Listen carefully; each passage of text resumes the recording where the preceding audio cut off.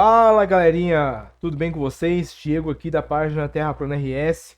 Cara, eu vou reagir esse vídeo aqui, tá? O Bruno Alves também já fez uma live sobre esse debate aqui, mas eu vou reagir essa parte aqui, ó, porque esse cara aqui está há anos na internet. Esse aqui é o Antônio Miranda, tem um canal bem famosinho no YouTube, tá? Já tentou refutar a Terra plana, não consegue.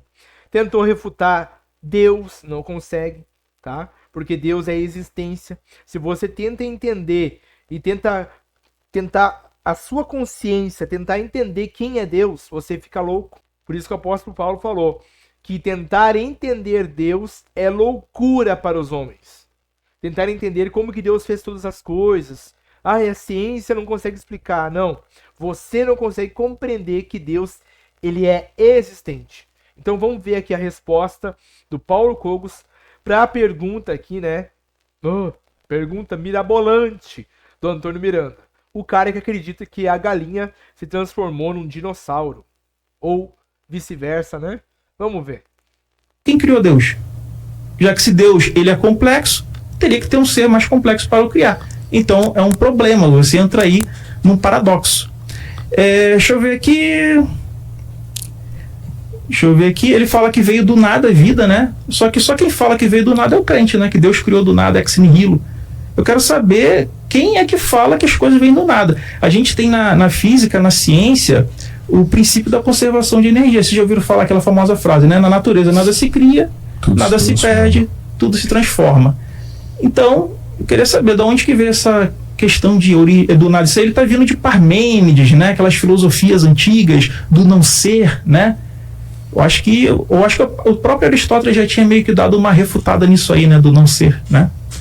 Deixa eu ver mais o que ele falou. Ele falou que não existe teoria da evolução e sim hipótese da evolução. Cara, tu não foi pra escola, filho? Dentro da teoria da evolução, da teoria sintética da evolução, tem inclusive a própria lei de Mendel. O que é teoria na ciência? Teoria é como se fosse um arcabouço, né? Onde você vai ter ali leis, axiomas, corolários, você vai ter um monte de coisa que vai sustentar aquela teoria. Então, a teoria, a hipótese, depois que ela passa pelo teste de falsibilidade, ela se sustenta, você ganha ali com novos arcabouços, como no caso da junção da teoria darwinista, da genética mendeliana, você cria todo um arcabouço, fora outras coisas, você vai ter ali estudos da morfologia dos seres, achados fósseis, testes de DNA comparativo entre outras espécies, outros animais, que vão mostrar pra gente que de fato nós temos um ancestral comum. Na próxima rodada eu vou querer trabalhar com vocês sobre essa questão se nós podemos ser criados separados, por exemplo, essas histórias de homem-barro e mulher costela, né? O homem-barro na história da Bíblia é assim, o homem-barro ele foi tentar achar entre os animais uma ajudadora e parece que ele não achou, né? Aí Deus ficou com pena, falou, agora eu vou criar uma parceira, já que ele não achou entre os animais uma ajudadora. E aí ele, depois de fazer o homem-barro, ele fez a mulher costela. E tu tem que acreditar nisso, entendeu? Tu tem que ter...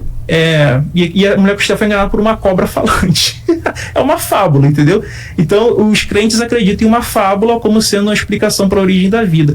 Então tem essa questão aí, né? Eu queria saber como que a planta não congelou, sem sol, sem estrela, como é que ela fazia fotossíntese, se Deus era um vagalume iluminando aí as plantas, e se aquela música daquela cantora sertaneja, né, que ela fala, eu quero ser para você a lua iluminando o sol, né, porque no Gênesis a lua tem luz própria. É isso. Boa. Pontual, hein? Gostaram, né? Em cima, cravado. Certo. Então, para começar aqui, existe aqui um erro de leitura do próprio Gênesis por parte do Miranda. Depois eu vou falar da parte científica, mas antes de criar as plantas, em Gênesis, está muito claro ali, Deus disse, faça-se a luz. E viu que era bom e separou o dia das trevas. Então nós já tínhamos ali uma luz para as plantas sobreviverem. Aí, o que o Miranda acha que sustenta a vida? Tudo bem, como causa segunda nós temos a luz do sol, a partir da qual as plantas fazem fotossíntese. Mas no final das contas, quem sustenta o ser de todas as coisas que existem é Deus. E o Miranda acha que seria impossível para Deus criar a luz e sustentar a vida das plantas enquanto ele criava os dois luzeiros, o sol e a lua? E de onde ele tirou que a Lua teria luz própria? Pode ser um luzeiro porque produz a luminescência ou porque reflete a luminescência. Então esse não é o ponto. Ele não vai refutar aqui a veracidade do Gênesis um jogo de palavras. Mas nem é esse o caso. O caso é que o Miranda ele fala o seguinte: olha, eu nunca vi uma galinha surgir do nada. Plim, apareceu uma galinha. Mas espera um pouquinho. A criação, ela é um ato único no universo. A processão ad extra, que seria a maneira como Deus criou aquilo que está fora da Santíssima Trindade, é um ato único na criação, assim como a encarnação de nosso Senhor Jesus Cristo. Ele não vai se encarnar de novo. Ele vai voltar depois, mas não vai ser mais o mistério da encarnação é único. Muito bem. Então, você nunca mais vai ver realmente uma galinha surgir do nada. Acabou. Já foi. O que você vai ter agora é uma sequência de causas segundas, de galinhas nascendo de ovos. Agora, sabe o que eu nunca vi na minha vida? Eu nunca vi uma matéria inanimada formar uma vida. O que eu vi foi uma galinha com um galo formar um pintinho. Ou uma bactéria se dividir e formar outra bactéria. Agora, eu nunca vi matéria inanimada formar vida na minha vida, isso eu nunca vou ver também, isso nunca existiu. Esse é o ponto. Aí depois o Miranda, ele falou sobre lá o réptil corno lá, né, que ele produzia répteis, de repente nasceu um ovo de galinha ali. Quer dizer, esse é o famoso réptil corno. Ué, nasceu uma galinha, com quem que a réptil fêmea andou, né? É o réptil corno. Então, eu nunca vi um ovo de réptil fazer nascer uma galinha, meu Deus do céu. Pra mim, ovo de réptil faz nascer um réptil, não uma galinha. Aí eu sei o que ele vai falar. Ele vai falar que eu estou sendo desonesto, que eu estou fazendo um jogo de palavras, que na verdade as mudanças foram muito graduais, e primeiro surgiu um réptil que não era tão réptil assim, depois surgiu um negócio que era mais ou menos réptil, mais ou menos galinha. Muito bem. Você pode falar o que quiser sobre isso, o fato é que isso não é cientificamente verificável. E já que você citou o Mendel e o método científico, lembrando que Mendel era um padre católico, e lembrando que o método científico também foi criado por um monge católico chamado Bacon nos mosteiros católicos da Idade Média, ou seja, foi a Idade Média católica que construiu tudo isso aqui que nós estamos falando. Mas parênteses à parte, o fato é que você fala, olha, essa teoria ela está certa com base num argumento lógico, existe uma seleção natural. Pequenas modificações vão gerar organismos mais adaptados, que vão se reproduzir mais do que os menos adaptados, e eles vão perpetuar os seus genes até que o acúmulo dessas mudanças genéticas veja outra espécie. O discursozinho darwinista eu já conheço. Você aprende isso na escola, assim como você aprende um monte de lixo socialista na escola também, depois você tem que jogar fora essas baboseiras escolares, né? O ponto é que, veja só, os defensores do evolucionismo estão nesse ponto abdicando da observação científica, da empiria científica, que é como você fundamenta uma hipótese científica, né? Você precisa fazer observações, anotações, comparar dados, e não existe nada nesse sentido para corroborar a evolução. O que existe aqui é uma tentativa de argumento lógico. Eles estão falando, olha, eu fiz aqui um argumento lógico, eu digo que se o réptilzinho sofrer uma modificação pequena, ela vai gerar seres mais adaptados, etc. Mas se vocês forem parar para pensar, essa argumentação pseudológica dos darwinistas não passa de uma tautologia. Porque eles estão falando, o que é a seleção natural? É a sobrevivência dos mais aptos. E como ela se dá? Ela se dá quando os mais aptos sobrevivem. Tá, você não saiu do lugar, você fez um argumento circular. Agora, dado científico, eu não vi nenhum. Então, se você quiser discutir filosofia, teologia, ok. Mas se você quiser discutir biologia, aí você vai ter que trazer dados científicos que são exigidos pelo método em biologia, certo? Aí, depois o Miranda me acusou de falar sobre alma, né? Ah, ele falou de alma, o que tem de científico em alma? Como é que você vai discutir cientificamente a alma? Eu nunca vi dados científicos sobre a alma. Mas a alma não é do escopo da discussão química ou biológica. A evolução deveria ser. Ele não me deu dado nenhum sobre isso. Eu não vou trazer nenhum dado científico sobre a alma, porque a discussão sobre a alma não é biológica. Justamente porque o homem é formado por corpo e alma. A parte biológica é o corpo. Quem estuda o corpo, né? É biologia. Agora, se eu estou falando em alma, eu não vou usar biologia, meu Deus do céu. Eu vou usar outras áreas do conhecimento humano. Eu vou usar filosofia. Eu vou usar teologia. Então, é claro que eu não vou trazer dados sobre a alma. E aí um cientista muito importante, chamado Max Planck, que era um físico de ponta, um cara que fez várias descobertas científicas, ele disse, a ciência não tem condições de explicar os mistérios últimos da realidade. Coisas como o sentido da vida, o propósito, a finalidade última, a alma, Deus, os milagres, o ato da criação, estão fora do escopo da física, da química, da biologia. Então, claro que, né, que eu não vou trazer, não vou pesar a alma numa balança, né? Depois ele trouxe lá as fotinhas, a aula de biologia do primeiro colegial ali. Eu nunca discuti isso. Eu não estou duvidando que a adenosina, a guanina, a timina, qual que é o outro? Uracila. Eu não estou duvidando que elas se juntam. Agora, ele me deu lá várias moléculas que se juntam aos pares, e se juntam aos pares, as probabilidades combinatórias são menores, então aumentaria a probabilidade. Mas eu não falei dessas moléculas. Eu falei de sequências complexas e grandes de aminoácidos que precisariam ter uma combinação muito específica. Vamos lá. Nós temos 26 letras no alfabeto. Tudo bem, é mais do que essas 4, que podem se combinar de qualquer forma. Mas não é de qualquer forma, porque para formar palavras com sentido, o número de combinações são bem menores. Quando se lida com criptografia militar, os códigos mais difíceis de desvendar são aqueles que simplesmente embaralham as letras.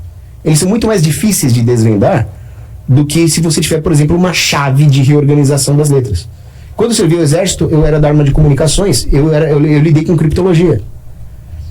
Então tinha lá vários tipos de código. Os que embaralhavam, bastava você aumentar um pouco a sequência de letras, que o número de combinações possíveis aumentava exponencialmente.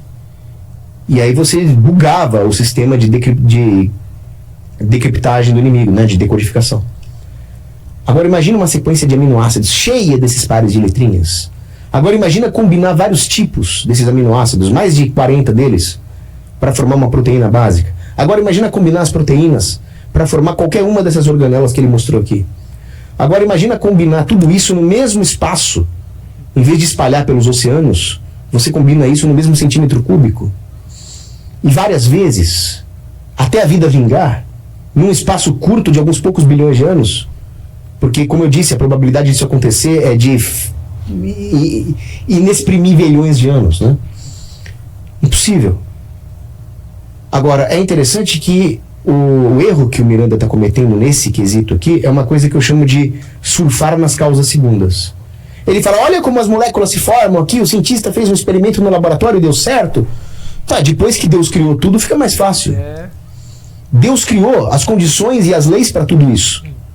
Deus possibilitou que tudo isso acontecesse e se comportasse dessa maneira, segundo as leis finamente ajustadas que Ele criou. Como é que isso aconteceu a primeira vez? Alguém programou. Agora, depois que Deus já aprontou tudo bonitinho, aí fica bem mais fácil. Aí você consegue reproduzir em laboratório algum desses aminoácidos, você já sabe como é que eles são montados, bonitinho. Só que, mais uma vez, sabe quem é que estava no laboratório reproduzindo todos esses experimentos que o Miranda relatou aqui? Um cientista, uma inteligência ordenada, com intencionalidade. Sim, exatamente. O universo também foi montado por uma inteligência ordenada. Então é interessante que ele está cometendo um erro filosófico muito grave aqui. Ele está assumindo que as condições de um universo já criado, já com as causas segundas todas encadeadas, são do mesmo nível de dificuldade de criar isso a partir do nada e ajustar finamente as constantes cosmológicas para isso dar certo. É um salto muito grande que o Miranda está fazendo. Depois, ele disse o seguinte, né? Ele entrou naquele problema da complexidade divina. Basicamente, o argumento do Miranda é o seguinte: a nossa inteligência, o nosso cérebro é complexo, mas ele teria que ser criado por alguma coisa maior, já que nós estamos aqui argumentando que se existe uma complexidade, existe uma inteligência ordenadora. Então a inteligência de Deus seria ainda mais complexa. Logo, ele também teria que ser criado, só que Deus, na filosofia tradicional, ele é incriado. Então nós caímos em paradoxo. Basicamente é isso que o Miranda disse. Só que eu nunca disse que a inteligência de Deus é complexa. Isso aí ele falou sem que eu tenha dito antes. Quando eu falo em complexidade, eu estou falando que existem coisas no universo que são compostas por várias partes, que nem essa caneta Bic que eu tenho na mão, que tem a tampa, a carga, etc., né? Então essa caneta aqui é um instrumento complexo desenvolvido por uma inteligência ordenadora composto por várias partes. Quando eu falo em complexidade, o que eu estou falando? Eu estou falando que existem várias partes que juntas conseguem uma sinergia, atuam de maneira harmônica para criar um ente complexo. E o cérebro humano, com os neurônios funcionando tudo bonitinho, não poderiam ser criados ao acaso, porque eles são complexos. Agora, se eles foram criados por uma inteligência ordenadora maior, isso não significa que essa inteligência ordenadora maior é complexa também. Por quê? Porque a inteligência de Deus não é composta por partes simples. A inteligência, a rigor filosófico, ela é uma faculdade da nossa alma. Então ela não depende nem do corpo, né? Então quando uma pessoa morre, a alma racional dela continua existindo. Depois, na ressurreição, vai juntar com o corpo, mas enfim. Agora, o grande ponto aqui é que para nossa inteligência ter uma interface com o mundo, nós precisamos de um cérebro complexo. A própria junção do corpo e da alma já é um nível a mais de complexidade. Tanto é que as pessoas morrem. O que é a morte? É a separação entre a alma e o corpo. É por isso que as coisas complexas são destrutíveis. A destruição nada mais é do que a decomposição das coisas, separar as partes. Como é que eu faço para destruir essa caneta? Eu parto ela em partes. Agora, Deus é imortal, Deus é indestrutível, Deus é eterno. Logo, ele não tem partes. Deus é simples. Deus é uma essência única. Aí vão falar, mas e a Santíssima Trindade? A Santíssima Trindade são 3 manifestações dessa essência divina em 3 pessoas, mas que também não são separáveis.